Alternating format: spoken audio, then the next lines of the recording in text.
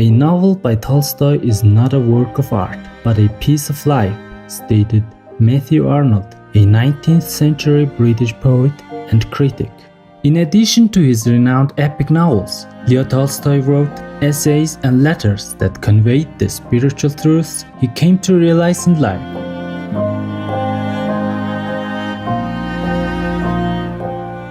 Along with adopting and promoting the vegetarian diet, he became deeply interested in spirituality and living by the ethical teachings of Christ. The concepts he conveyed through his writings about peace and the fulfillment of God's will greatly influenced 20th century leaders like Mahatma Gandhi and Dr. Martin Luther King Jr. Supreme Master Ching Hai once spoke of Tolstoy in a group meditation session with our association members in July 1997 in Los Angeles, USA.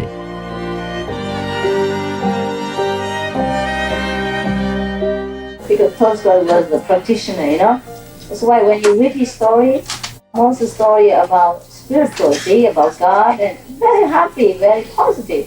It's very good to read him, to read his book. You try it. If you haven't, you try.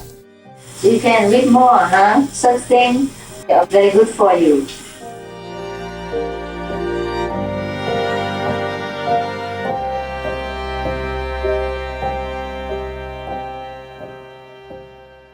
We would like to share an insightful excerpt of Volume 1, The Soul from The Pathway of Life, a collection of Tolstoy's philosophies on religion, life, death, and more. The soul. The intangible, invisible, incorporeal something, which gives life to all that is living, we call God. The same intangible, invisible, incorporeal principle, which is separated by the body from all else, and of which we are conscious as self, we call the soul.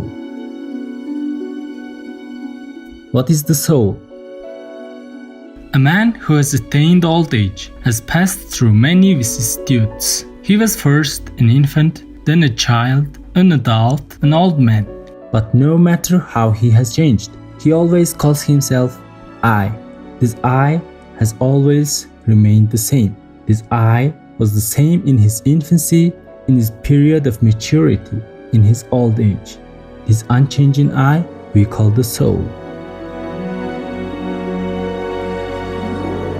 If a man imagines that what he sees all around, the infinite universe, is just as he sees it, he is very much in error. All material things man knows only through his individual sense of sight, hearing, and touch. Were his senses different, the whole world would appear different. Therefore, we do not know. We cannot know this material world as it is. Only one thing we truly and fully know, namely our soul. The I is spiritual. When we say I, we do not refer to our body, but to that by which our body lives. What is then this I? We cannot put into words what this I is, but we know it better than anything else that we know. We know that but for this I, we should know nothing. There would be nothing in the world for us, and we ourselves should not be. When I think about it, it's more difficult for me to understand what my body is than what my soul is. As close as it is to me, the body is something foreign. It is the soul that is mine. If a man is not conscious of the soul within himself, it does not prove that he has no soul, but only that he has not yet learned to be aware of the soul within himself. Until we have realized what is within us, what good is it to us to know what is beyond us? And is it possible to know the world without knowing ourselves? Can he who is blind at home possess sight when he is abroad? Just as a candle cannot burn without a fire, man cannot live without a spiritual life. The spirit dwells in all men, but not all men are aware of this. Happy is the life of him who knows this, and unhappy is life who does not know it.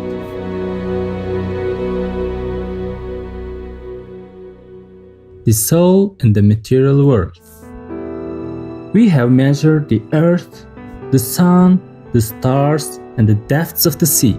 We have penetrated the bowels of the earth in search of gold.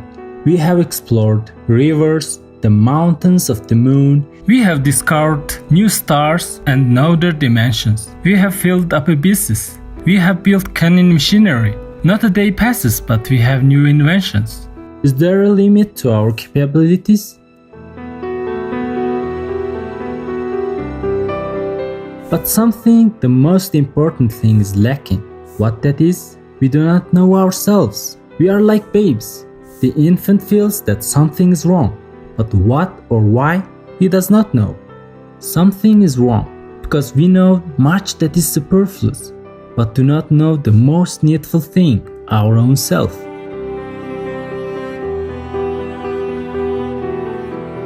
We do not know what dwells within us. If we knew and remembered what dwells within us, our lives would be altogether different. All that is material in this world, we cannot know the true nature thereof. Only the spiritual that is within us is fully known to us, namely that of which we are conscious, and which does not depend upon our feelings or our thoughts. There are no limits. There can be no limits to the world in any direction. No matter how distant a thing may be, behind the most distant there are other objects still more distant. The same is true of time. Back of thousands of years that have passed, there had been thousands and thousands of previous years. And therefore, it's clear that man cannot possibly grasp what the material world is today, what it has been, nor what it will be. What then can man understand? Only one thing, for which there is no need of either space or time, namely his soul.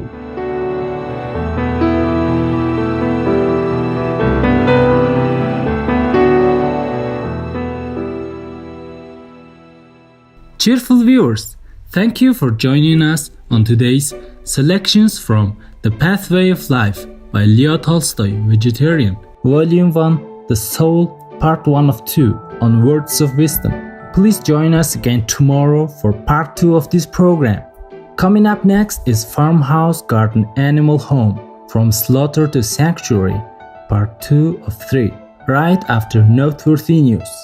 May your inner self-knowledge shine through your life to guide you with heavenly goodness. Our programs offer many languages. Please visit suprememastertv.com/schedule and suprememastertv.com/WOW. Nos programmes offrent plusieurs langues. Veuillez visiter suprememastertv.com/schedule y suprememastertv.com/WOW. Nuestros programas ofrecen varios idiomas. Visiten suprememastertv.com/schedule y suprememastertv.com/WOW. Műsoraink sok nyelvet tartalmaznak. Kérjük, tekintse meg itt suprememastertv.com/schedule és suprememastertv.com/WOW.